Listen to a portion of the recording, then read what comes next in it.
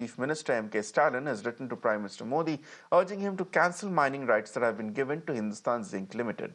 In his letter, Stalin has referred to areas located in Tungsten Block, particularly in the Aripatti region.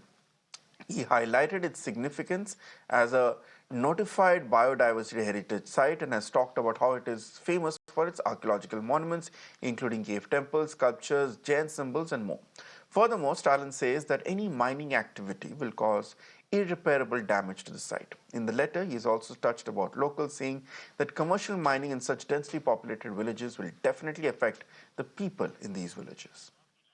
Let me go across to Dharini, who's joining us with more details on this. Dharini, what more details can you say about the objections that have been highlighted by M.K. Stalin in his letter to the Prime Minister?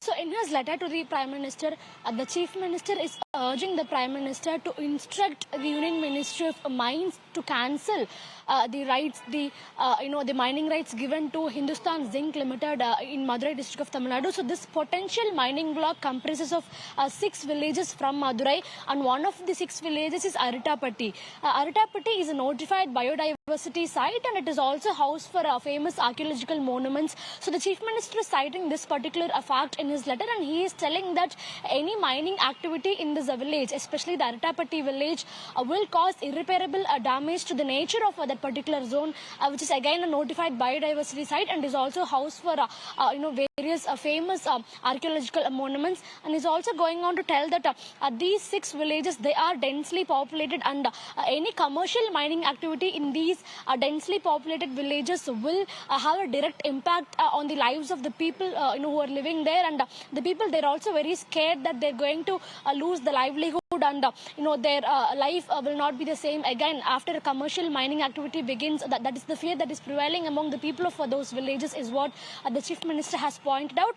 And he's also made it a point that the Union Minister of Mines should be instructed by the Prime Minister that whenever they are floating bids for mining mining activities, they should have got a consent from the respective state government. In this case, Tamil Nadu government was not giving a consent. So despite that, this bid was floated, and now the rights have been awarded to Hindustan Zinc Limited. So the Prime Minister should instruct the Union Ministry of Mines to take a consent from the respective state governments whenever they float a bid for any mining activity in any area, is what he's told in the letter.